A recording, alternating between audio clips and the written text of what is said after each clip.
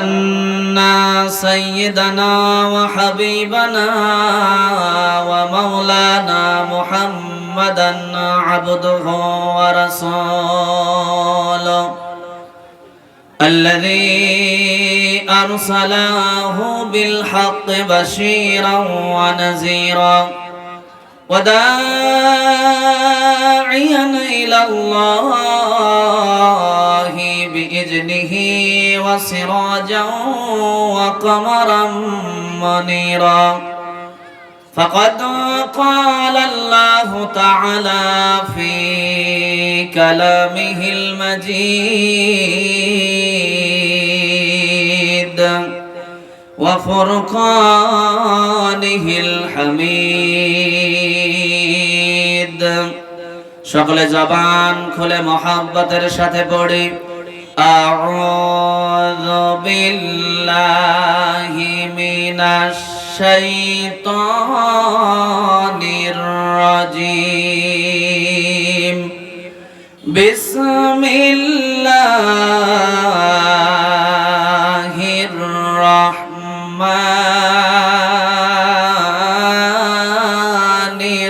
রাহিম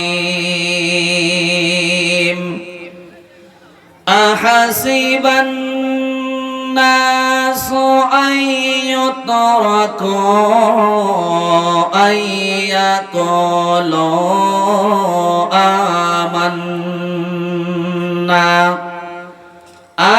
آمنا وهم لا يفتنون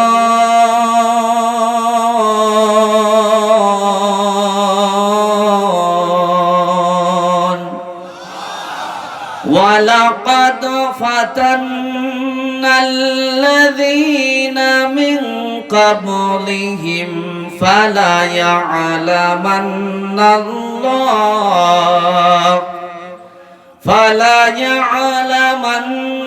الله الذين صدقوا ولا يعلمن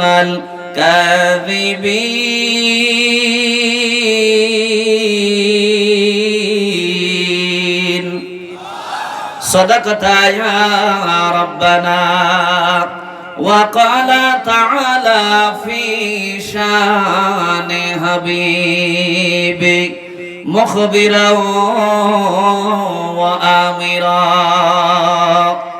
إن الله وملائكته يصلون على النبي يا أيها الذين آمنوا صلوا عليه وسلموا تسليما اللهم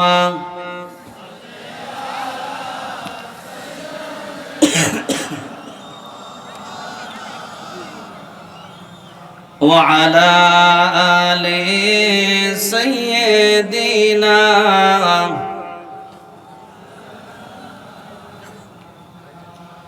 আমার জীবন তোমারি রঙে দাও রাঙিয়ে দাও হেরার আলোয় পাপের কালো হেরার আলোয় পাপের কালো নাও মুছিয়ে নাও আমার জীবন আল্লাহ তোমারি রঙে দাও রাঙিয়ে দাও চাইনি আমি তবু তুমি করলে সবিদান মনের সে তার জোড়ে বাজে তোমার নামের গান চাইনি আমি তবু তুমি করলে সবিদান মনের সে জুড়ে বাজে তোমার নামের গান। সরল সঠিক পথে চলার, সরল সঠিক পথে চলার আলো তুমি দাও। হেরার আলোয় পাপের কালো, হেরার আলোয় পাপের কালো নাও মুছিয়ে নাও আমার জীবন আল্লাহ তোমারি রঙে দাও রঙিয়ে দাও। বালাগাল উলা বিকামালিহি কাশাফাদ দুজা বিজামালিহি হাসনাত জামিউ খিসালিহি সাল্লু আলাইহি ওয়া আলিহি। লা ইলাহা জরে লা ইলাহা, লা ইলাহা। আতর আছে কারো কাছে? আতর আতর লা ইলাহা, লা ইলাহা, লা ইলাহা ইল্লাল্লাহু মুহাম্মাদুর রাসূলুল্লাহ সাল্লাল্লাহু। গোপালপুর মন্ডলপাড়া, নাম মন্ডল, এরা কোনো সময় গন্ডগোল করে না নাকি? এত সুন্দর আয়োজন করছে, এটা কি গন্ডগোল করার রাস্তা? নিঃসন্দেহে মানুষদেরকে কোরআন শোনার একটা সুব্যবস্থা করে দিয়েছেন। এই জন্য এই মন্ডলদের সাথেও জন্য কবরে গিয়ে কোনো ফেরেশতা গন্ডগোল না করে। জোরে কোন আমিন। এই যে কার বর্ণনা করলেন, আপনি যদি আপনার আরেক ভাইয়ের জন্য ভালো দোয়া করেন, এই দোয়া আগে আপনার আল্লাহ আপনার জন্য কবুল করবে। তাহলে এই মন্ডল পাড়ার লোকের জন্য ভালো দোয়া করলে আল্লাহ ওইটা আপনার জন্য আগে কবুল করবেন। আল্লাহ পাকও যেন কবরের মধ্যে তাদেরকে সসম্মানে জান্নাতের উচ্চ মাকাম দান করেন। সকলে বলে আমিন। গোপালপুর মন্ডলপাড়া বাইতুল ফালাহ জামে মসজিদের উন্নতি কল্পে আমি যে জায়গায় যাচ্ছি, এই পোস্টার সংশোধনের জন্য দুইটা কথা বলি। এই যে লিখছেন মা জামে মসজিদের উন্নতি কল্পে, বিসমিল্লাহ বলো, কথা বলে না। নিয়ত যদি পরিশোধিত হয়, ওই নিয়তের মধ্যে বরকত ঢেলে দেন কে? আওয়াজ দিয়ে বলেন। তাহলে আমরা যদি লিখতাম বাইতুল ফালাহ জামে মসজিদের উন্নতি এবং মানুষের হেদায়েতের লক্ষ্যে বিশাল তাফসীরুল কোরআন মাহফিল, কথাটা ভালো হতো না? কারণ নিয়ত যদি পরিশোধিত হয়, আপনি একটা ঘর করতেছেন, এই ঘরের জানালা কাটার সময় নিয়ত করতেছেন, আল্লাহ আমি যেন এই জানালা দিয়ে মসজিদের মুয়াজ্জিনের আজান শুনতে পাই। ভালো না খারাপ? তাহলে এই নিয়ত করে জানালা কাটার কারণে আল্লাহ মনে হয় সূর্যের আলো ঢোকান বন্ধ করে দিবে, অক্সিজেন আবর্জনা ফেলা কোনটাই বন্ধ করবেন, এটা এক্সট্রা পাবেন। কিন্তু এই নিয়ত করার কারণে জানালা থাকবে যতদিন, সওয়াব হবে। এই জন্য আমরা নিয়ত পরিশোধিত করি। এরপরে 2 নম্বর ভুলটা হচ্ছে ইসলামী জালসা। হ্যাঁ, আমরা 2024-এর 5 আগস্টের আগে মায়ের ভয়ে, কিসের ভয়ে? অনুমতি দেয় না, ঘুরতে ঘুরতে রক ছেড়ে। এই জন্য দুয়ার মাহফিল, ইসালে জালসা, ইসালে সওয়াব, ইসলামী জালসা এই বলে বলে তাফসীরুল কোরআন মাহফিল গুলি করেছি। কেন? তাফসীরুল কোরআন মাহফিলের কথা শুনলে শয়তান দুনিয়ার জমিনে জানে, কোরআনের ব্যাখ্যা শুনলে মানুষ আল্লাহর পথে আসবে। কথা কর ঠিক না বেটি? এই জন্য কোরআন থাকে যে জায়গায়, শয়তানের চুলকানি থাকে ওই জায়গায়। কথা কর ঠিক না বেটি? এই জন্য কোরআন শব্দ যদি এই জায়গার সাথে থাকতো, আজকের এই মাহফিলের মান মর্যাদা আরো বেড়ে যেত। কথা কয় না রে বাঙালি? কেন বললাম? কোরআন যে জায়গায় লেগেছে ওই জায়গার দাম আল্লাহ পাক বাড়ায় দিয়েছেন। কথা কন ঠিক না বেটি? কোরআন লেগেছে হযরত ওমরের সঙ্গে। ওমর এমন একটা জীবন পেয়েছিলেন, আল্লাহ রাসূল বলছেন লা নবিয়্যা বা'দা, আমার পরে কেউ নবী হবে না। যদি কেউ হতো লাকানা ওমর, আল্লাহ পাক ওমরকে নবী বানায় দিতেন। এই ওমরকে মক্কার কেউ চিনতো না, জিরো ছিল। ওমর কোরআনের কাছে আসার কারণে আল্লাহ পাক তার মর্যাদা বাড়ায় হিরো বানায় দিয়েছেন। জোরে বলেন ঠিক না বেঠি? এই জন্য কোরআন শব্দ যেই জায়গায় লাগে, কোরআন যেই জায়গায় লাগে, তার মান মর্যাদা বাড়ায় দেন কে?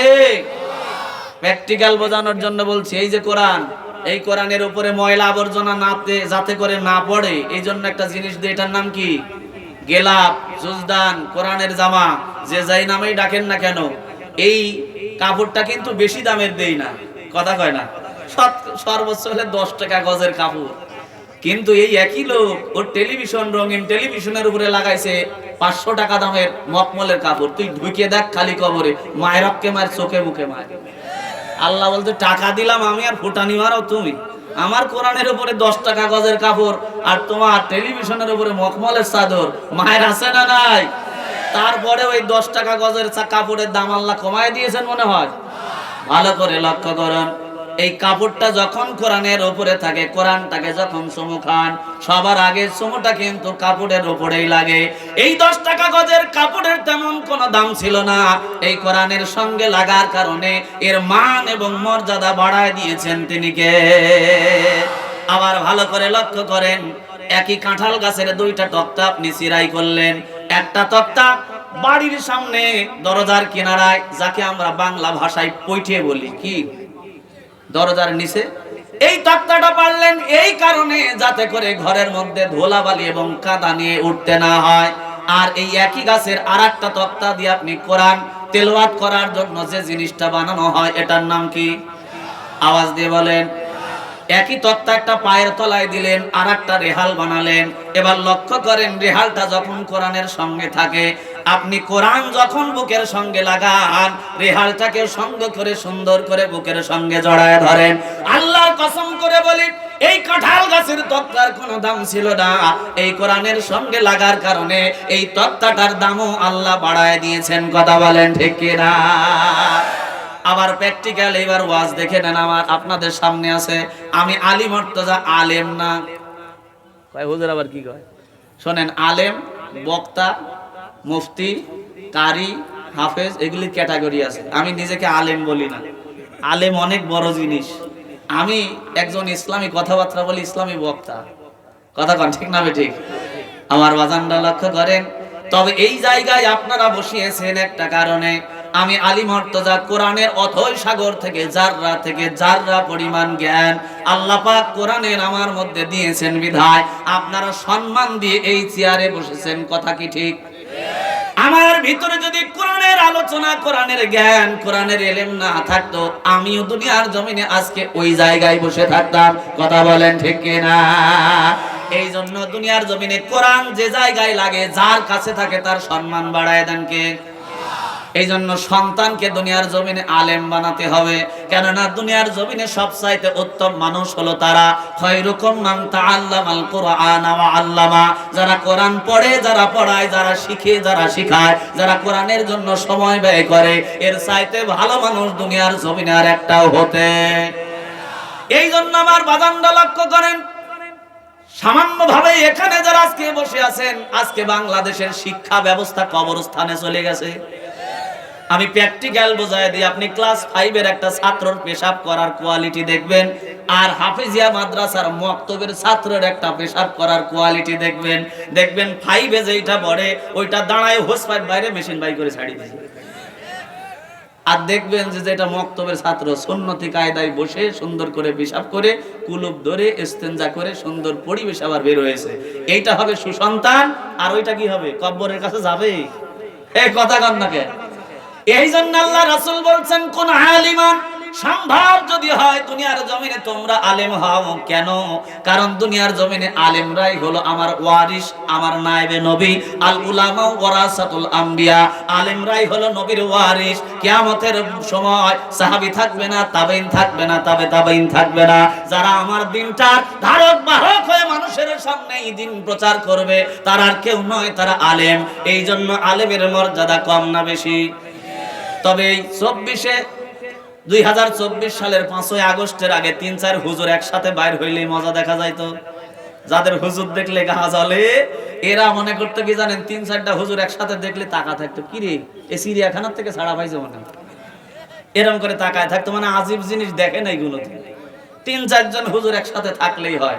কিছু মানুষের হুজুর দেখলে অ্যালার্জি আছে না, যা চিনি মোল্লাদ্দুর মসজিদ পর্যন্ত। এই কথা মনে আপনারা শোনেন না?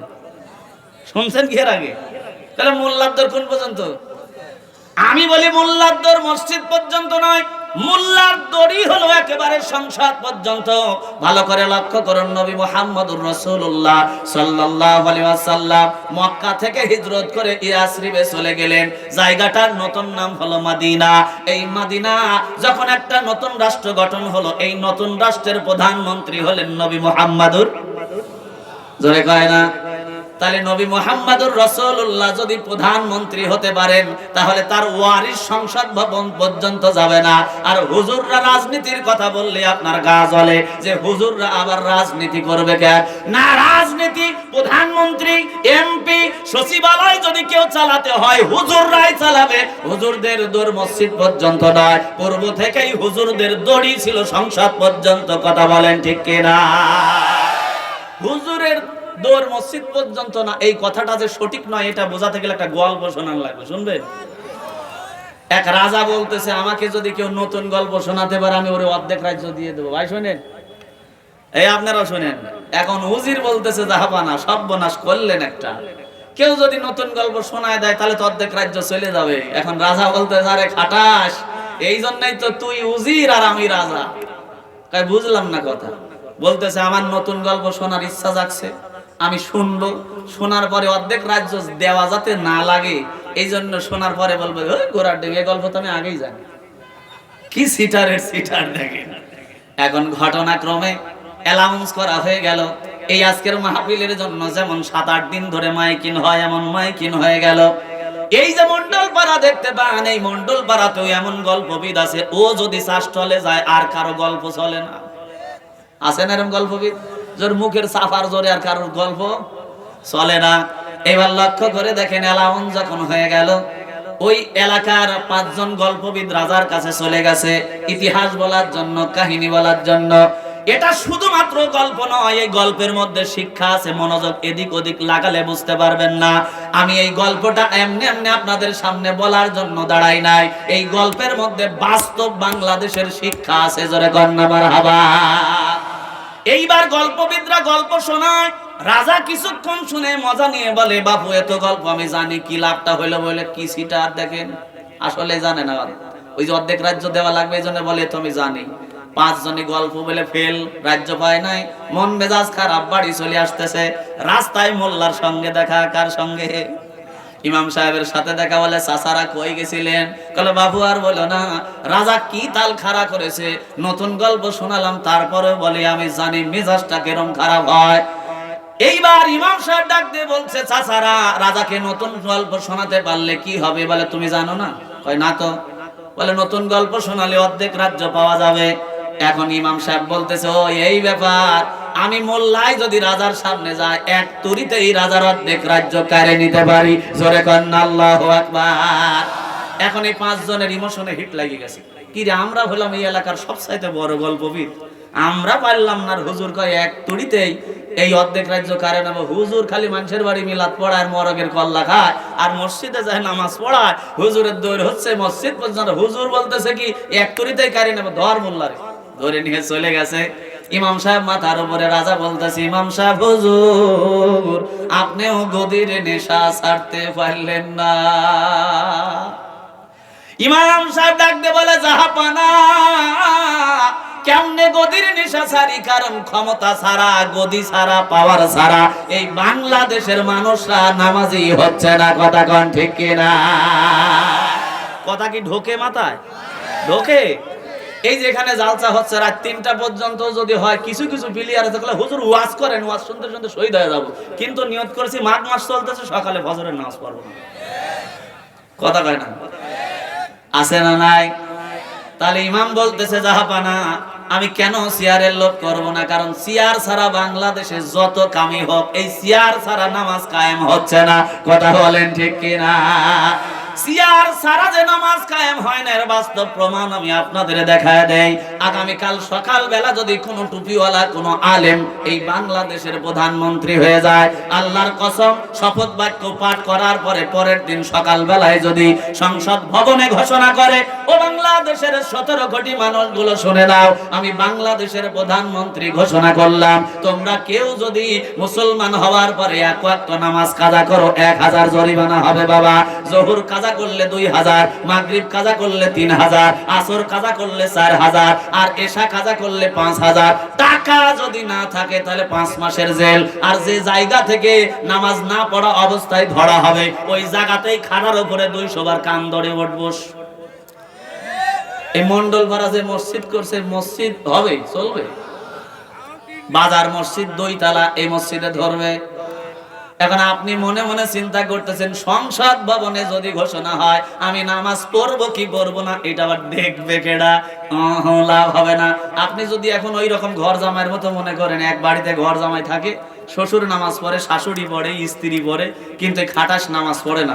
এখন শ্বশুর সকালবেলা ওযু করে আর কয়, এই সুফিয়া, জামাইরে বলে দিস কালকে থেকে যদি নামাজ না পড়ে আমার বাড়ি বন্ধ, ভাতও বন্ধ, এই বাড়িতে থাকা হবে না। এখন জামাই শুয়েছেন, তার শ্বশুরে একটা কাম করলো, এই শীতের দিন ঠান্ডা পানি দোজবে একটা কাজ করলো শ্বশুর, এখন না পড়লেও তো থাকা যাবে না। এখন পরের দিন সকালবেলা শ্বশুর ওযু করে চলে যাচ্ছে, ওর মনের ধান্দা শ্বশুর তো সকালবেলা এই জামাই মেয়ের ঘরে ঢুকবে না। ঢুকবে? কারণ জামাই মেয়ে কোন অবস্থায় আছে এটা তো শ্বশুর জানে না, এই জন্য ঢুকবে না। ওর চিন্তাধারা শ্বশুর ঢুকবে না, এই জন্য ল্যাপের তল থেকেই বলতেছে হাইয়া আলাস সালাহ, হাইয়া আলাল ফালাহ, কদ কামাতিস সালাহ। এখন শ্বশুর চিন্তা করতেছে, না গতকালের ওয়াজে কাম হয়েছে, আসলেই কি ওয়াজে কাম হয়েছে?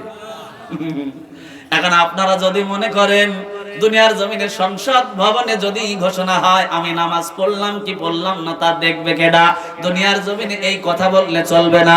ডিজিএফআই থাকবে, ডিবি থাকবে, পুলিশ থাকবে, ইন্টেলিজেন্স বাহিনী থাকবে, র‍্যাব থাকবে, এমনকি নামাজের তদারকির জন্য স্পেশাল বাহিনী তৈরি করা হবে। আপনি কোনো মতো যদি নামাজ না পড়ে ধরা পড়েছেন তাহলে 5 ওয়াক্তের জন্য কয় হাজার, না দিতে পারলে কয় মাসের জেল, আর যে জায়গায় ধরবে কয়শো বার উঠবস। এখন মনে করেন 1:30 বাজে, এই মন্ডলপাড়া মসজিদের সামনে দিয়ে শান্তু মিয়া বেড়ি টানতে টানতে চলে যাচ্ছে খুব মোশানে, এরকম করতে করতে যাচ্ছে, হঠাৎ করে পুলিশের গাড়ির শব্দ, প্যাপো, ওর আর বেড়ি খাওয়া আছে, খালি কাছে মসজিদ খুঁজবে নিকটে কোনটা, ডান দিকে বেড়ি ফেলে দিয়ে আল্লাহু আকবার। ওর ওযু আছে রে বা, কথা কয় না, ওযু আছে, তার মানে ঠেলার নাম কি? এই কথা কন না, ঠেলার নাম।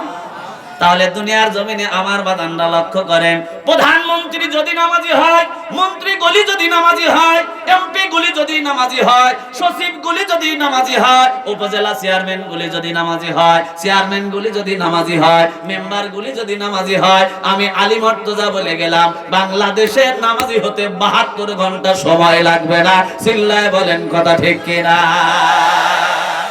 ওই কায়দায় যাওয়া লাগবে। আচ্ছা বলেন তো, পাহাড়ের নিচ থেকে আপনি যদি বাটি দিয়ে পানি শেষে উপরে তুলতে চান, পারবেন? আপনার পানি, রক্ত শুকিয়ে যাবে, ঘাম শুকিয়ে যাবে, রক্ত ঝরবে, তাও সম্ভব না। কিন্তু আপনি যদি পাহাড়ের উপর থেকে 1 বালতি পানি ছেড়ে দেন, আপনি, কারণ উপর থেকে নিচে আসা কি, এই কথা কয় না, উপর থেকে নিচে আসা সহজ, নিচ থেকে উপরে যাওয়া কঠিন। এই জন্য এই জাহাপানার কাছে ইমাম সাহেব বলতেছে, মনে আছে তো আপনাদের? এই ঘটনাটা শুধু এমনি এমনি বলি নাই, এর মধ্যে কাজ আছে।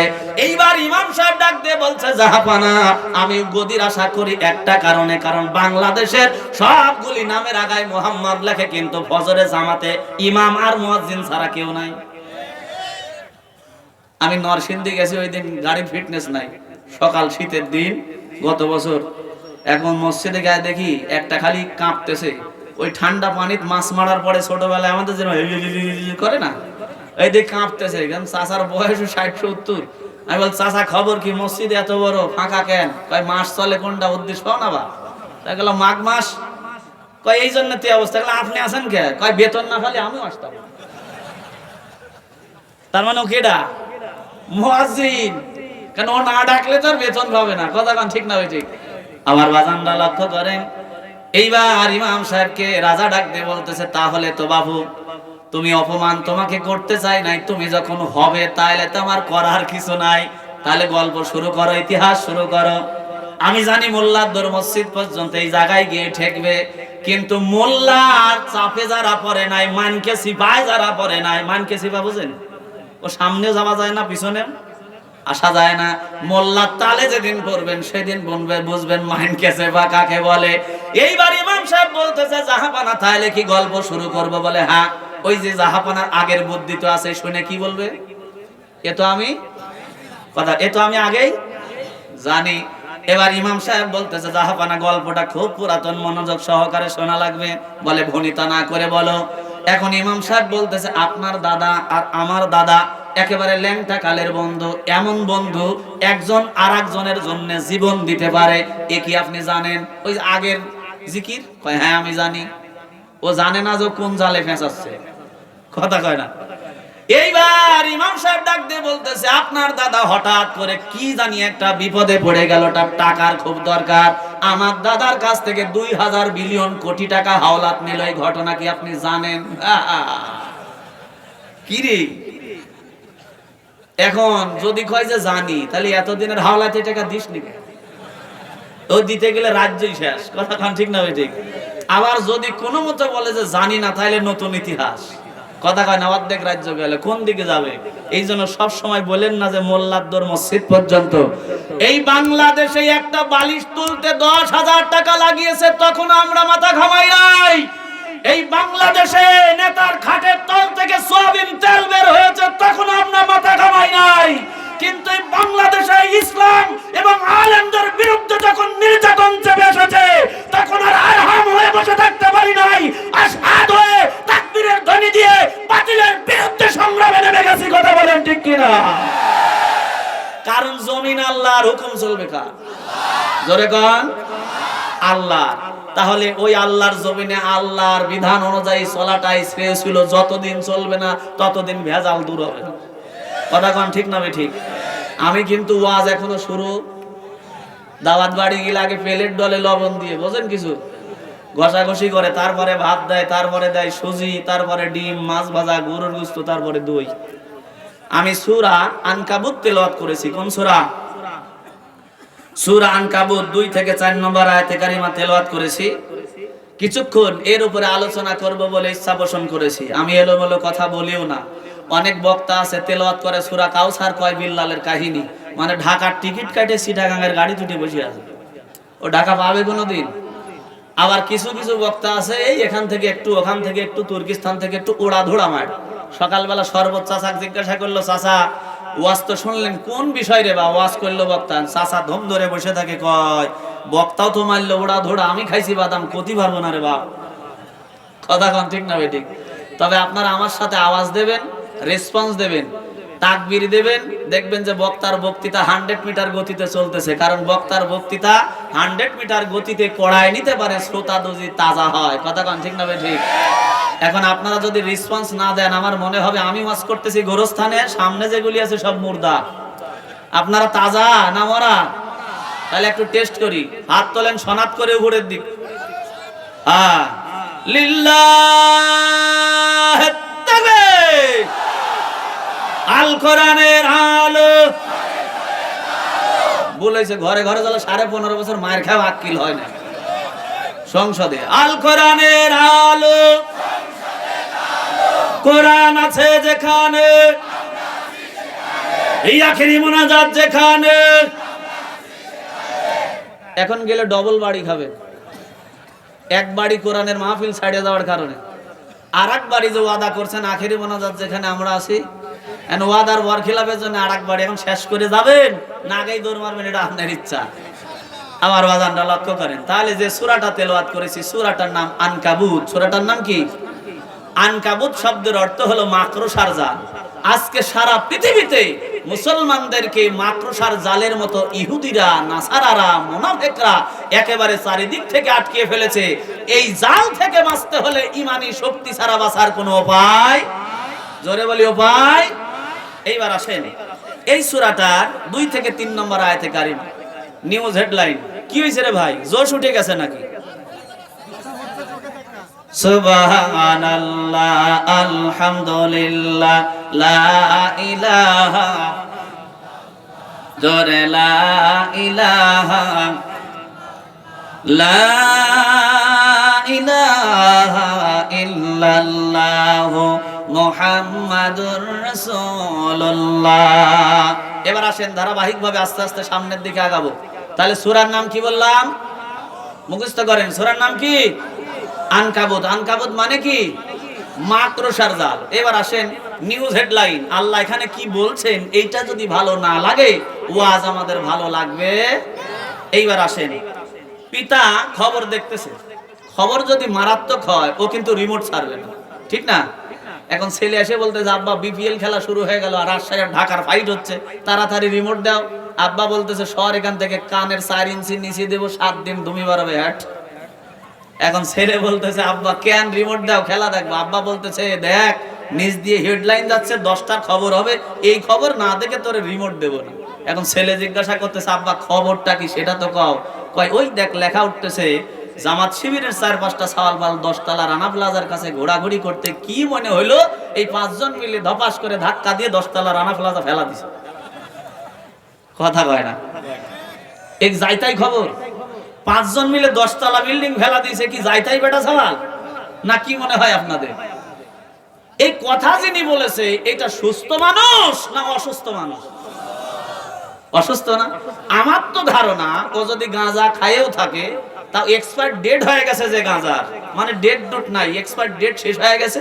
ওই গাঁজা খাওয়ার পরে এই মগা আলমগীরের মতন লোক এই ডায়লগ বলবে, এটাই স্বাভাবিক। কথা বলেন ঠিক না আমার বাজানটা? কারণ গাঁজা ভালোটা খাইলো তার তো রেকর্ডটা ঠিক থাকার কথা ছিল, ঠিক কি না?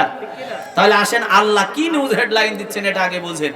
আল্লাহ পাক বলছেন আহাসিবান নাসু আইয়াতুরাকু আইয়াকুলু আমান্না বিল্লাহ, তোমরা কি বলেছো লা ইলাহা ইল্লাল্লাহ, ঈমান এনেছি, এই কথা বলেই সনাত করে জান্নাতে চলে যাবে? কে বলছেন? অতএব দুনিয়ার জমিনে তোমাদের পরীক্ষা করা হবে না। পূর্ববর্তী সময়ে যাদেরকে জান্নাত দিয়েছি আমি তাদেরকে পরীক্ষা করেই দিয়েছি, আর তোমাদের মধ্যে কে সত্যবাদী ইমানদার আর কে মিথ্যাবাদী এটা আমি আল্লাহ তাআলা ভালো করেই জানি। কথা বলেন ঠিক না ঠিক? আওয়াজ দিয়ে বলেন ঠিক না ঠিক? এইবার আসেন, এই যে কোরআন দেখছেন আমার হাতে, এই কোরআনটা কি কিতাব আকারে পুস্তক আকারে একদিনেই সনাত করে আল্লাহ রাসূলের উপরে নাজিল করেছেন? নাজিল করেছেন? ভালো করে লক্ষ্য করুন, এই যে কিতাবটা দেখতে পান এই কিতাবটা আল্লাহ রাব্বুল আলামিন রাসূলের উপরে একদিনে সনাত করে নাজিল করেন নাই। নবী করিম সাল্লাল্লাহু আলাইহি ওয়াসাল্লামের প্রয়োজনের তাগিদে দীর্ঘ 23 বছরে, কয় বছরে? দীর্ঘ 23 বছরে আল্লাহ রাব্বুল আলামিন এই কোরআনটা নাজিল করেছেন। তবে নাজিলের পেছনে কিছু কারণ আছে। এই কোরআনের কোন লাইন, কোন শব্দ, কোন সূরা, কোন আয়াত কারণ ছাড়া আল্লাহ রাব্বুল আলামিন দুনিয়াতে নাজিল করেন নাই। কথা বলেন ঠিক কি না? এখানে অনেক ওলামা হযরত বসা, যার আমি ছাত্র হতে পারলে ধন্য হতাম। যারা কোরআন পড়েন তারাও বুঝবেন আল্লাহ রাব্বুল আলামিন কোরআনের আয়াতগুলি, সূরাগুলি যে ঘটনাকে কেন্দ্র করে নাজিল করেন, যে ঘটনার প্রেক্ষাপটে নাজিল করেন, এটাকে বলে শানে নজুল বা আয়াত নাজিলের প্রেক্ষাপট। কথা বলেন ঠিক কি না? তারই ধারাবাহিকতায় হয়তোবা মনে করেন আল্লাহ রাসূল এই মন্ডল পাড়া দিয়ে মোলাডুলি যাবে, মোলাডুলি রেল স্টেশনের কাছে উতবা, সায়বা, আবু লাহাব, আবু জেহেল আল্লাহ রাসূলকে মারার জন্য চক্রান্ত করে বসে আছে। কিন্তু আল্লাহ রাসূল ওই জায়গায় বিপদ আমার সামনে আছে এটা রাসূল তো জানে না, কারণ রাসূল গায়েব সম্পর্কে তার কোনো ধারণা। কথা কয় না? না রাসূল গায়েব জানে? আওয়াজ দিয়ে কয় আল্লাহ রাসূল গায়েব জানেন না। আল্লাহ যতটুকুন জানান আল্লাহ রাসূল ততটুকুন জানেন। এইবার কাফেররা যে তাকে মারার জন্য চক্রান্ত করে বসে আছে এইটা নবী জানে না। নবীকে সতর্ক করার জন্য হয়তোবা আল্লাহ 2টা আয়াত, পূর্ণাঙ্গ একটা সূরা আল্লাহ নাজিল করে রাসূলকে সতর্ক করেছেন। কথা বলেন ঠিক কি না? অথবা কাফের মুশরিকরা নবীকে প্রশ্ন করেছে, এই প্রশ্নের জবাব নবী নিজের মন মতো বানায়ে উস্তাদি করে কোরআনের নামে, দ্বীনের নামে মনে হয় চালায় দিয়েছেন। আল্লাহ পাক ডাক দিয়ে বলেন কাফেররা যখন প্রশ্ন করেছে এই প্রশ্নের জবাব আমার নবী দেন নাম ততক্ষণ, জিবরাইল আসে না যতক্ষণ। কথা বলেন ঠিক কি না? আমার আল্লাহ ডাক দিয়ে বলেন ওয়া মা ইয়ানতিকু আনিল হাওয়া ইন হুয়া ইল্লা ওয়াহয়ু ইউহা, আমার নবী যেটা বলে, আমার নবী যেটা করে, আমার নবী যেটাতে মনসম্মতি দেয় সেটাও ওহী, সেটাও আমি আল্লাহ বলাই। আমার নবী নিজের থেকে বানায় কোনো কথা বলে না। চিল্লায় বলেন আল্লাহু আকবার। তার মানে আমি বোঝাতে যাচ্ছিলাম কোরআনের এই আয়াতটা নাজিলের পেছনেও কারণ আছে না নাই? কয়েকটা শানে নজুলের মধ্যে একটা বলছি, ভালো করে লক্ষ্য করুন। এই আয়াতটার মধ্যে নতুন মুসলমান যারা, তাদেরকে ঈমানের উদ্বুদ্ধ করা হয়েছে, আর যারা নির্যাতিত তাদেরকে আল্লাহ রাব্বুল আলামিন সান্ত্বনা দিয়েছেন। জোরে কন্না মারহাবা। কেমন সান্ত্বনা ভালো করে লক্ষ্য করুন। নবী করিম সাল্লাল্লাহু আলাইহি ওয়াসাল্লাম হেরেম শরীফের মধ্যে বসা, আল্লাহ পাক সূরা রহমানের কয়েকটা আয়াত নাজিল করে দিলেন। রব্বুল মাশরিকাইনি ওয়া রব্বুল মাগরিবাইন ফাবিআইয়ি আলাই রাব্বিকুমা তুকাযযিবান। যারা বলি আল্লাহু আকবার। আল্লাহর হাবিবের উপরে কোরআন নাজিল হওয়ার সঙ্গে সঙ্গে নবী আমার এদিক ওদিক তাকালেন, ডাক দিয়ে বললেন, ও সাহাবীরা, কে কোথায় আছো? তাড়াতাড়ি আসো, কোরআন নাজিল হয়েছে, হেফাজত করো, মুখস্থ করতে থাকো। আব্দুল্লাহ ইবনে মাসউদ এবং কাব রাদিয়াল্লাহু তাআলা আনহু পাশেই ছিলেন। লাব্বাইকা ইয়া রাসূলুল্লাহ, লাব্বাইকা ইয়া হাবিবাল্লাহ বলে হাজির হয়ে গেলেন। আল্লাহ রাসূল ডাক দিয়ে বললেন, মাসউদ রে, ও কাব, আল্লাহ কোরআন নাজিল করেছে, এটার হেফাজত করতে থাকো। হযরত আব্দুল্লাহ ইবনে মাসউদ এবং কাব রাদিয়াল্লাহু আল্লাহ নবীর কাছে মস্ক করে করে সূরা রহমানের আয়াতগুলি মুখস্থ করলেন। মুখস্থ যখন হয়ে গেল, আল্লাহ নবী বললেন, কাব, এটা নিজের মধ্যে শুধু রাখলে হবে না, আর একজনের কাছে পৌঁছানো লাগবে। এটাই ঈমানদার এবং মুমিনের দায়িত্ব। কথা বলেন ঠিক কি না? বাল্লিগু আন্নি ওয়ালাউ আয়া। দুনিয়ার জমিনে তোমার কাছে যদি একটা শব্দ, একটা আলিফ পরিমাণ, একটা বাক্য পরিমাণও জ্ঞান থেকে থাকে, এটা আর একটা মানুষের কাছে পৌঁছানোর দায়িত্ব হলো তোমার। চিল্লায় বলেন ঠিক কি না? আব্দুল্লাহ ইবনে মাসউদ এবং কাব চিন্তা করলেন, নবী গো, তাহলে তো গ্রামের মধ্যে ঢোকা লাগবে, আমার আরেক ভাইয়ের কাছে দাওয়াতটা পৌঁছানো লাগবে। আব্দুল্লাহ ইবনে মাসউদ এবং কাব রাদিয়াল্লাহু তাআলা আনহু নিজের বাড়ির দিকে রওনা দিলেন। তবে বাড়িতে যাইতে হবে এমন একটা মানুষের বাড়ির সামনে দিয়ে, যার নাম হলো মিস্টার আবু জেহেল। চেনেন আপনারা তারে? চেনেন না? কে আইছিল আপনার বাড়ির কাছে নাকি? কোরআন হাদিসে পড়ছেন, এখনো যারা হাজী সাহেবরা হজে যায়, এদের পোশাক পায়খানা যদি নাও সাফে কুইতে মারে আসে, কারণ এই বদমাইশটা আল্লাহ রাসূলকে সবচাইতে বেশি কষ্ট দিয়েছে। কথা কোন ঠিক কিনা? এই আবু জেহেলের বাড়ির সামনে দিয়ে যাওয়া লাগবে, কিন্তু তখন এই মক্কার পাওয়ারফুল নেতা হলো আবু জেহেল। ক্ষমতায় থাকলে কি আর দিক বিদিক ঠিক থাকে নাকি? কথা কয় না? এখন আবু জেহেল ক্ষমতা থাকার কারণে বেশি নিজের স্ত্রীর কাছে সময় দেয় না, কারণ তখন পরিমণি আর মাহিয়া মাহির মতো গাদি নায়িকা পিছন পিছন ঘুরে। কথা কয় না? এই জন্য আন্টি শান্টি মায়ের খালি ঘুরে বেড়ায় মক্কার চারিদিকে, এক নম্বরের গ্রেট লুচ্চা। কথা কয় না? এই জন্য স্ত্রী দুনিয়ার জমিনে ওর স্বামীরে চেনে যে আমার স্বামী কত দরের লুচ্চা। এই জন্য দুনিয়ার জমিনে আবু জেহেল বাড়িতে যখন ঢোকে তখন হয় ম্যাও। ম্যাও বোঝেন তো? বিশ্বাস করেন, ইসলাম বিরোধী যতগুলি নেতা আছে, কোরআন বিরোধী যতগুলি নেতা আছে, আলেম ওলামা বিরোধী যতগুলি নেতা আছে, এদের খবর নিয়ে দেখেন, এরা বাইরে এমপি চেয়ারম্যান হলেও ও বাড়িতে গেলে মেম্বার। কথা কন ঠিক কিনা? কারণ ওর বউ জানে যে আমার স্বামী কত চরিত্রবান, কয় কোয়ালিটির লজ্জা। কথা কন ঠিক কিনা? এখন মুরাদ যদি যায়, মুরাদের বউয়ের কাছে বড় বড় কথা বলে, ওর বউ বলবে, আমি চিনি, তুমি মাইহা মাইকে ফোনে কি বলছো আমি জানি। কথা কয় না রে? আমার বাজানটা লক্ষ্য করেন, আবু জেহেল এইবার বাড়িতে ঘুরেছে সারাদিন এদিক সেদিক ঘোরাফেরা করে। আবু জেহেলের বাড়িতে ঢোকার সঙ্গে সঙ্গে বউয়ের সঙ্গে লাগে গেছে ফাইট। কথা কি আমার রাইট? কারণ স্বামী স্ত্রীর ঝগড়া বাড়িতে আছে না নাই?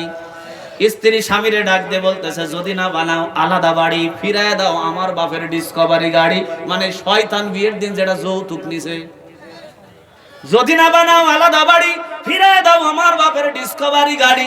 এই নাকের ফুল নাও, সেতার 2 টাকার নাকের ফুল, তোমার মতো গর্ধপড়ে বিয়া করা করছি আমি মস্ত বড় একখান ভুল। এইরকম ঝগড়া আর ফাইট আছে না নাই? এখন আবু জেহেলের বউয়ের সঙ্গে যখন লাগে গেছে, আবু জেহেল বলতেছে, পেটে খুব ক্ষুধা রে, 4টা ভাত দিবি নাকি? বলে, যাও আও নেবাও না ঘুরো, আজকে কোনো ভাত হবে না। দুনিয়ার জমিনে এই লিডারই আমার বাড়িতে চলবে না। আবু জেহেল ডাকতে বলতেছে, দেখ, এই মক্কার সব মানুষগুলি আমার নেতা, মানে এত জোরে জোরে কথা বলিস না, আমার মান সম্মান যাবে।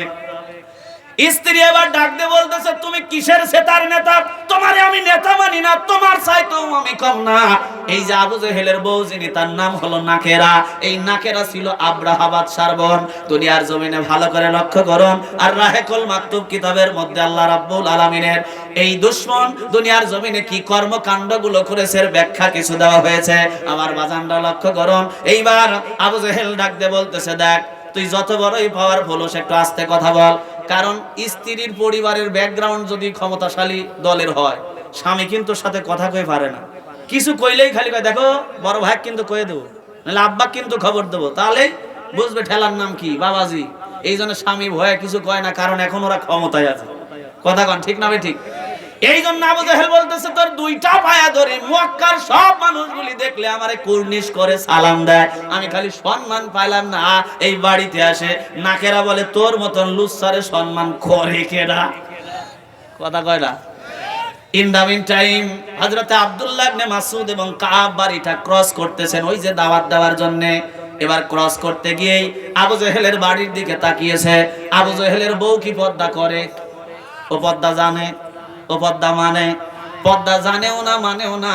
আবু জেহেলের সঙ্গে ফাইট হওয়ার সময় জাগার কাপড় জাগায় নাই। এই জন্য আব্দুল্লাহ ইবনে মাসউদ নিজের পাগড়িখানা খুলে চক্ষুটা নিচ করে জমিনের দিকে তাকায় মুখটা ঢেকে চলে যায়। কারণ দুনিয়ার জমিনে মুমিন কোনোদিনও খারাপ দৃশ্যের দিকে তাকাতে পারে না। কথা বলেন ঠিক কি না? আর আমরা ওই মুমিন হওয়ার পরেও, নামের আগায় মোহাম্মদ লেখার পরেও মেয়ে মানুষ দেখলে একবার থাকা তো জায়েজই আছে। কথা কয় না? একবার থাকা জায়েজ আছে। এই ফতুয়াটা যে কেডা দিয়েছে ঘাড়ি কিন ধরো খুঁজে পাওয়া যাচ্ছে। কেডা বলছে আপনার একবার থাকা জায়েজ আছে? আপনি একবার 12 বছরের সব 11টা টিম বানা ফেলাইছেন। আল্লাহ আপনার চোখের মধ্যে সীসা ঢালবে। কি ঢালবে? সীসা ঢালবে। যদি হঠাৎ করে কোনো বেগানা নারী আপনার সামনে চলে আসে, দোয়া আছে না নাই? আল্লাহুম্মা ইন্নী আউযু বিকা মিনাল ফিতনাতি আলান নিসা। দোয়া পাঠ করে সভ্য মুমিনের মতো নিচের দিকে তাকায় এই জায়গাটা ত্যাগ করা লাগবে। কথা বলেন ঠিক কি না? আর যদি একবার তাকান জায়েজ আছে, এই ফতোয়া অনুযায়ী যদি বড় বড় করে তাকান, লোহার শিক গরম করে চোখের মধ্যে হানানো হবে। এখন আপনি চিন্তা করেন, একবার তাকান জায়েজ না, আপনি তাকাবেনই না, কোনটা করবেন?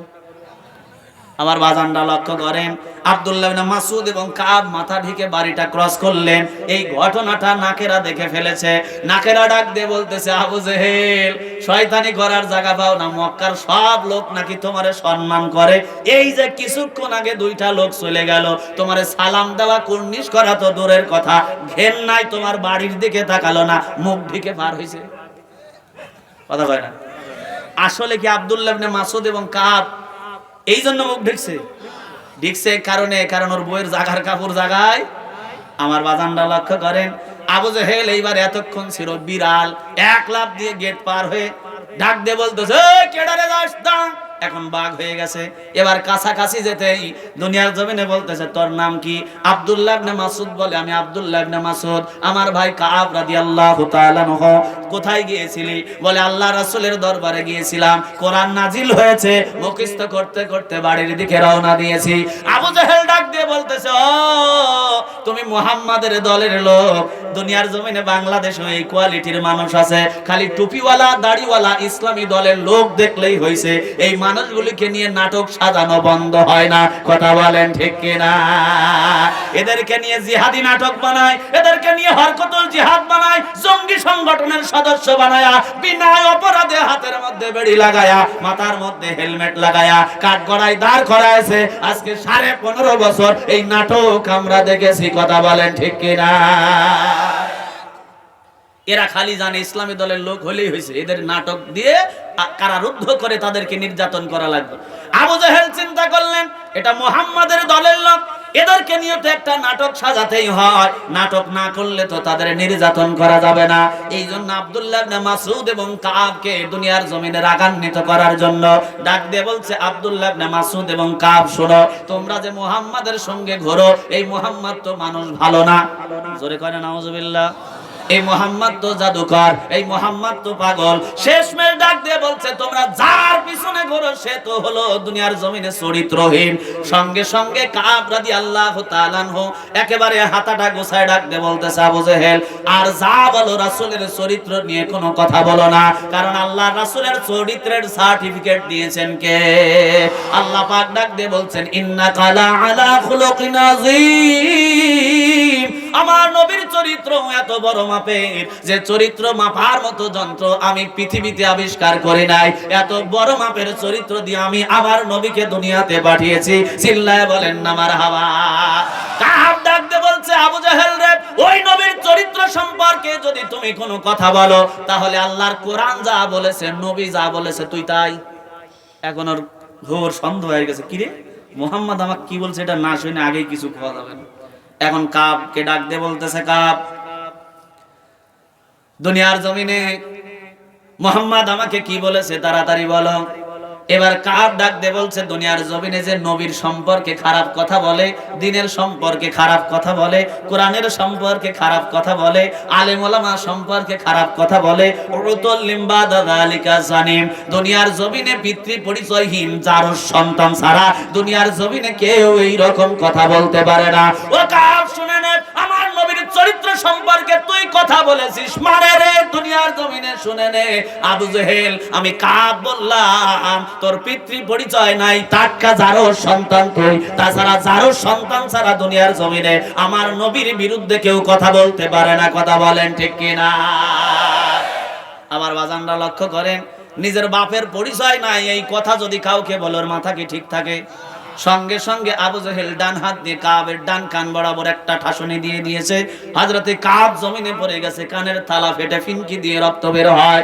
হযরতে কাবকে আব্দুল্লাহ ইবনে মাসউদ রাদিয়াল্লাহু তাআলা আনহু হাতটা টেনে ধরে তুললেন, ডাক দিয়ে বলেন, ভাই কাব রে, আর তর্কে জড়াবি না, চল বাড়ি চলে যায়। কাব ডাক দিয়ে বললেন, আব্দুল্লাহ ইবনে মাসউদ ভাই বাড়ি তো যাব, তবে যাবার আগে একটা ডাইরেক্ট অ্যাকশন মারে যাব, একটু দেরি করো। হযরতে কাব উঠে দাঁড়ালেন, শাহাদাত আঙ্গুল খানা উঁচু করলেন, ডাক দিয়ে বললেন, আবু জেহেল আজকে 17 বছর দিনের ভোট রাতে করে ক্ষমতা দখল করে 17 বছর গদি ঠিকায় রেখেছো। এই গদি থাকার কারণে, ক্ষমতা থাকার কারণে, পাছার তলে ক্ষমতার চেয়ার থাকার কারণে আমি কাবের একটা কানের তালা তুমি ফাটিয়ে দিয়েছো। আমি কাব চ্যালেঞ্জ করলাম, open challenge, open challenge, open challenge. এই ক্ষমতার গদি যেদিন উল্টাবে আমি কাব তোমার দুইটা কানের তালাই ফাটায় দেব। চিল্লায় বলেন না মারহাবা। এখন ক্ষমতা 17 বছর যা লুটে বুটে খাচ্ছাও খাও, যা করতেছো করো, ওয়াজে বাধা দাও দাও, 144 ধারা দাও দাও, কোনো সমস্যা নাই। তবে আল্লাহর কথা অনুযায়ী যেদিন আল্লাহ ধরবে, ইন্না বাদশা রাব্বিকা শাদীদ, 18 কোটি মিলে যাকা দেবে, মামু বাড়ি দিল্লি গিয়ে পড়বি। কথা বলেন ঠিক কিনা? বেশি লাফালাফি করবে।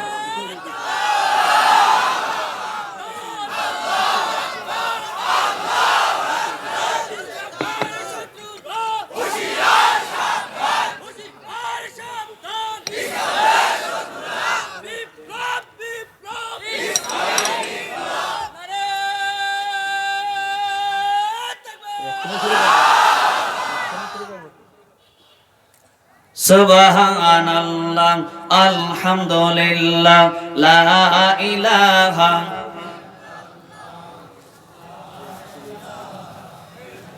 কষ্ট পাচ্ছেন আপনারা? শানে নজুল চলতেছে, ব্যাখ্যা এখনো ঢুকি। আমার বাজানরা লক্ষ্য করেন, এইবার হযরতে কাব বলছেন, ভাই আব্দুল্লাহ ইবনে মাসউদ রে, আর বাড়ি যাব না, চলো রাসূলের কাছে যাই, কিছু নালিশ দিয়ে যায়। হযরতে আব্দুল্লাহ ইবনে মাসউদ এবং কাব চলে গেলেন, ডাক দিয়ে বলছেন, নবী গো, ওমরের তরবারি আর কতদিন কোষের মধ্যে থাকবে? আর কতদিন আমরা মার খাবো? উতবা, সাইবা, আবু লাহাব আর কতদিন আমাদের নির্যাতন করবে গো নবী? আর কতদিন দুনিয়ার জমিনে খালি খুয়া ঢেলে মিছিল করব? যখন এই 14.5 বছর জরাজীর্ণ হয়ে গেলাম, নেতাদের খালি কয় এই যেমন খোয়া ঢেলে কাঁদুনি গ্যাসের সামনে, রবার্ট বুলেটের সামনে, কামানের সামনে, আর কতদিন খোয়া ঢেলাবো? আরে মেশিন টেশিন দেন, নিজেও যায় আরো 10 টাকা নিয়ে পড়ি। কথা কয় না? তখন খালি বলে সবুর করো। কথা কান ঠিক না বেঠিক? ঠিক কাব বলছেন, নবী আর কতদিন ধৈর্য ধরবো? এখনই অর্ডার দেন, আবু জেহেলের বডি থেকে কল্লাটা আলাদা করে দেই। আল্লাহ রাব্বুল আলামিন দুনিয়া দুনিয়ার জমিনে আল্লাহর নবীর কাছে নাজিল করে দিলেন, নবী দুনিয়ার জমিনে আপনার সাহাবীদেরকে জানায় দেন আমি পরীক্ষা ছাড়া দুনিয়ার জমিনে কাউকে জান্নাত দেই। জোরে বলেন দেই। ও নবী পূর্ব জামানায় যাদেরকে জান্নাত দিয়েছি, জান্নাত দেওয়ার ঘোষণা দিয়েছি, ও নবী জেনে নেন পূর্ব জামানার পয়গম্বরদের উম্মতদেরকে গলা পর্যন্ত গাড়া হয়েছে, এরপরে করাত দিয়ে বডি থেকে মাথাটা দ্বিখণ্ডিত করা হয়েছে। ও নবী আপনার সাহাবীদেরকে বলেন তারা এর চাইতে বেশি কষ্ট পেয়েছে কিনা। আল্লাহ রাসূল ডাক দিয়ে বললেন কাব রে, পূর্ব জামানার নবীদের উম্মতেরা দিন প্রচার করার কারণে তাদেরকে গলা পর্যন্ত গেড়ে করাত দিয়ে দ্বিখণ্ড করেছে। ও সাহাবীরা তোমরা এর চাইতে বেশি দুনিয়ার জমিনে কষ্ট পেয়েছো কিনা? সাহাবীরা বললেন না ইয়া রাসূলুল্লাহ। আল্লাহর নবী আশ্বস্ত করলেন এটা তোমাদের জন্য পরীক্ষা, আর দুনিয়ার জমিনে এই পরীক্ষায় উন্নতি হতে পারলে অবশ্যই আল্লাহ তাবারক ওয়া তাআলা ডাইরেক্ট অ্যাকশন তোমাদের জন্য পাঠাবে। জোরে কন্না আল্লাহু আকবার। এই দিকে আবু জেহেল উম্মতি মুহাম্মাদীর ইসলামী দলের দুইজন লোককে অপমান করেছে। এইটা যদি লোকজনকে না জানায় তাহলে কি পরিচয় হয় আমি হাম? কথা বলেন। বিগত 15.5 বছর যারা ক্ষমতায় ছিল মেম্বারের চোটে থাকা দেয়, লাগাল পায় না, চেয়ারে উঠে থাপ্পড় মারতে চায়। ও বলে আমি হইছি হাম করব বাপের বেটার কাম, কে আমারে দেবে না দাম। আমি তখন মনে মনে বলি তুই হইছ হাম করব বাপের বেটার কাম, মরে দেখ আল্লাহ বাইর করবে তোর পাম, খালি মরে দেখ। কারণ এরা যে নেতার আদর্শ মানে, এই নেতা তো আটা চোর, নেতা তো কম্বল চোর, নেতা তো সোয়াবিন তেল চোর, নেতা তো হাজার হাজার কোটি টাকা মারে শেষ করে দিয়েছে, পদ্মা খাইছে, সেতু খাইছে, রেল খাইয়া শেষ করে দিয়েছে। আচ্ছা বলেন তো এই রেলের ইঞ্জিন যদি খারাপ হয়, ইঞ্জিন স্টেশন পর্যন্ত যাবে না খাদে? কথা কন জোরে, খাদে যাবে না। এখন ইঞ্জিন যদি খাদে যায়, পিছনের বগিগুলি কোন জায়গায়? লাইনে আছে? আর ভালো করে লক্ষ্য করেন কোন নেতার পিছনে আপনি ঘুরতেছেন। এই নেতা যদি মদখোর হয়, নেতা যদি নেশাখোর হয়, নেতা যদি জেনাখোর হয়, নেতা যদি দুর্নীতিবাজ হয়, নেতা যদি লুচ্চা হয়, নেতা যদি বেনামাজি হয়, ওই নেতা যেমন দুনিয়ার জমিনে জাহান্নামে যাবে, নষ্ট ইঞ্জিনের মতো ইঞ্জিন যেমন বগিগুলোকে নিয়ে খাদে যাবে, ওই নেতাও কিয়ামতের দিন কিন্তু আপনাদেরকে নিয়ে জাহান্নামে যাবে। কথা বলেন ঠিক কিনা? আল্লাহ পাক ডাক দিয়ে বলছেন ইয়াউমা নাদউ কুল্লা উনাসিম বিইমামিহিম, কিয়ামতের দিন প্রত্যেকটা দলের নেতাকে আগে ডাকা হবে, আর এই নেতার পিছনে যার অনুসারী যারা ছিল এরাও পিঁপড়ির সারের মতো বগির মতো তার পিছন পিছন আসতে থাকবে। এবার লক্ষ্য করেন দুনিয়ার জমিনে মুনাফিক নেতা যদি হয়, শয়তানি নেতা যদি হয়, এরা দুনিয়ার জমিনে যাবে জাহান্নামে, এর পিছন পিছনে কিন্তু বগি হিসাবে এই কর্মীগুলোও জাহান্নামে পড়বে। কথা বলেন ঠিক কিনা? এখন আবু জেহেল চিন্তা করতেছে আহারে আমি তো দুনিয়ার জমিনে যে মায়ের দিচ্ছি ইসলামী দলের দুইটা লোককে, এটা যদি না জানান দেই উপরে আমার প্রমোশন বাড়বে। বাংলাদেশেও কিছু কিছু পুলিশ অফিসার অথবা কিছু কিছু চাকরিজীবী এরা সরকারকে খুশি করার জন্য আমাদের মতো কিছু বক্তাদের বলেছে, বক্তা ভাই সোজা কথা বলেন, তেড়া বেঁকা বলেন না, হাত পাও বাইরে ভেঙে দেবো। এরপরেও যদি না শোনেন তাহলে কিন্তু জেলখানায় ঢোকাবো, এরপরেও যদি না ছাড়েন বাড়ি কিন্তু পাকিস্তান পাঠাবো। আমি দুইটার বেলায় কোনো প্রশ্ন তুলি নাই, যখনই বলছে পাকিস্তান পাঠাবো এই জায়গায় আমার প্রশ্ন আছে। ভাই আমি কারেন্টের বিল দিয়ে আমার একটা পেপার আছে না নাই, আমি বাড়ির খাজনা দেই আছে না নাই, তারপরে আমার একটা জন্ম সনদ আছে যে আমি এই জায়গায় জন্মগ্রহণ করেছি আছে না নাই, এরপরে বাংলাদেশের নাগরিক আমি, এই জন্য আমার একটা পরিচয় পত্র কার্ড আছে না নাই। এতগুলি থাকার পরে হুজুর হওয়ার কারণে যারা আমাদেরকে বাইরে পাকিস্তান পাঠাতে চাইছে, দুনিয়ার জমিনে এই কাজগুলি করেছে শুধু নেতাকে খুশি করার জন্য। কারণ নেতা বলে দিয়েছে তুই যদি হুজুরদের নির্যাতন করতে পারো আর ধরতে পারো, এখন হাবিলদার আছো, আগামীকাল তোমার এসআই বানায় দেবো। কথা কন ঠিক কিনা? এই জন্য আবু জেহেল চিন্তা করতেছে আমি এত বড় একটা কাম করলাম, যদি না জানান দেই তাহলে যে আমি হাম এটা জানবে কি করে? বাইর হয়েছে বাড়ির সামনে দিয়ে, কাকে বলবে কাকে বলবে চিন্তা করল, আগে চাচার বাড়ি দিয়ে শুরু করি। এখন চাচা ব্যবসায় গেছে মিশরে, চাচা বাড়িতে নাই, ছেলেগুলিও নাই, শুধু চাচি মহিলা মানুষ বাড়িতে ঘুমিয়ে আছে। তবে দরজাটা লক করেন নাই, শিকল দেন নাই, খিল লাগান নাই, সিটকিনি লাগান নাই, বাংলা ভাষায় বলতে গেলে এটাকে বলে আওসানো, কি শুধু লাগাই দিয়ে রাখছে। মহিলা মানুষ ঘুমিয়ে আছে। আবু জেহেল চাচার বাড়ি গিয়ে ডাক দিয়ে বলতেছে চাচা, ও চাচা। চাচা 2-3 বার ডাকার পরে যখন কোনো খবর নাই, একটা ধাক্কা দিছে আলতো করে, দরজা সিসিম ফাঁক। এখন তাকায় দেখে মহিলা মানুষ সেইটার ভিতরে ঘুমিয়ে আছে। আমার বাজানরা, আবু জেহেলের চরিত্র তো কেমন আপনারা জানেন। আবু জেহেলের লম্পট প্রবৃত্তির মন ভিতর থেকে জাগ্রত হয়ে উঠেছে। নিজে ঢুকেই দরজাটা বন্ধ করে দিয়েছে। এবার দরজা বন্ধ করে দিয়েই এবারে চাচির গায়ে হাত দিয়েছে। কিন্তু চাচা বাড়ি থেকে যাওয়ার আগেই চাচিরে বলেছে, আমরা কেউ থাকবো না, চোর বাটপার বাড়িতে ঢুকতে পারে, এই হাসিটা রাখো, কাজে দেবে। সুবহানাল্লাহ কয় না রে?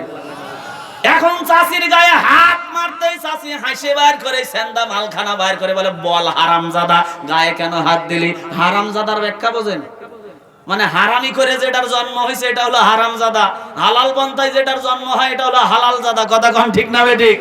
চাচি হাসি বাইর করে বলতেছে, বল হারামজাদা, গায়ে কেন হাত দিলি? এখন আবু জেহেল বলতেছে, চাচি না মানে দেখতেছিলাম আপনি ঘুমাইছেন।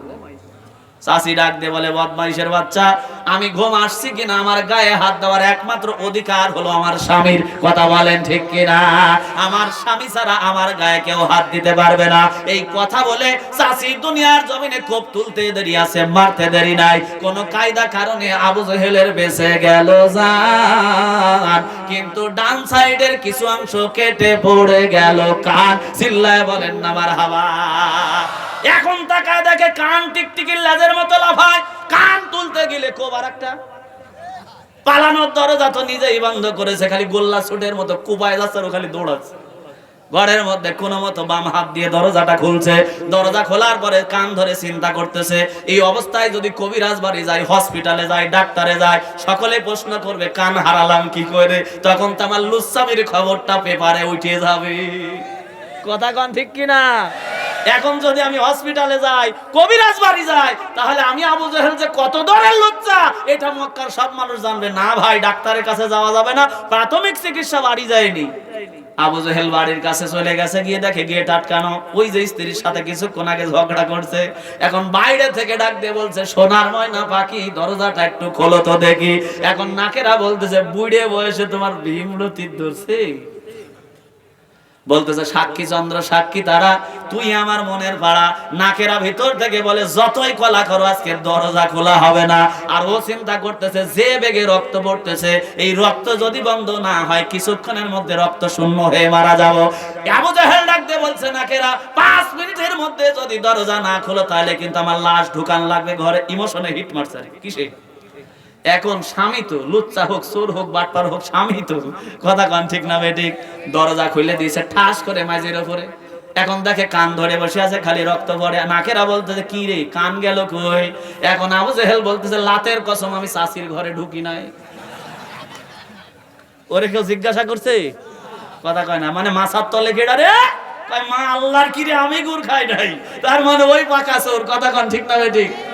আমার বাজানরা, এই আয়াতে কারিমাগুলি ওই সময় সাহাবীদের উপরে যে নির্যাতন চলতেছিল, এই নির্যাতনের জন্য আল্লাহ পাক তাদের সান্ত্বনা দিয়েছেন। ও রাসূলের সাহাবীরা শুনে নাও, পূর্ব জামানায় যত নবী এসেছে, যত সাহাবীদের উপরে নির্যাতন হয়েছে, তারা কিন্তু এই নির্যাতন সহ্য করে এই পরীক্ষায় উত্তীর্ণ হয়ে আমি আল্লাহ তাদের জান্নাতের সুঘ্রাণ দিয়েছি, জান্নাতের সার্টিফিকেট দিয়েছি। এটাও দুনিয়ার জমিনে মার খাওয়াটা তোমাদের জন্য পরীক্ষা। চিল্লায় বলেন না মারহাবা। আমার বাজানরা, আল্লাহ রাব্বুল আলামিন এই আয়াতে কারিমাগুলি যারা নও-মুসলিম তাদেরকে দুনিয়ার জমিনে উৎসাহ দিয়েছেন ঈমান আনার জন্য, আর দুনিয়ার জমিনে যারা ঈমানদার তাদেরকে আরো উৎসাহ দিয়েছেন এই পরীক্ষায় উত্তীর্ণ হওয়ার কারণে। আমি সামনের দিকে ব্যাখ্যায় ঢুকবো ইনশাআল্লাহ। তবে এর মাঝে একটা কাজ করে নি, কারণ আলোচনা হবে আরো, এই জন্য আপনারা একটু কাজটা সুবিধা করে নেন। আমি এটা আমার পক্ষ থেকে বলছি, আপনারা একটু ব্যাগ নামায় দেন, 5টা মিনিট পরে ভেজাল করেন না। যত আলোচকই আছে সব আলোচনা করবে, আছে না? ব্যাগ পার্টি কারা কারা? এই ওয়াজ হবে, টেনশন নিয়েন না। মায়ের রক্ষে মায়ের চোখে মুখে মায়ের হবে, খালি বসেন। সুবহানাল্লাহ, আলহামদুলিল্লাহ। এই ব্যাগ পার্টি কারা? লা ইলাহা। কেউ মাহারুফ হবেন না, এত বড় আয়োজন, এটা করতে অনেক টাকার খরচ হয়েছে। বাজানরা আমার, দয়া করে সকলেই 10, 20, 50 যে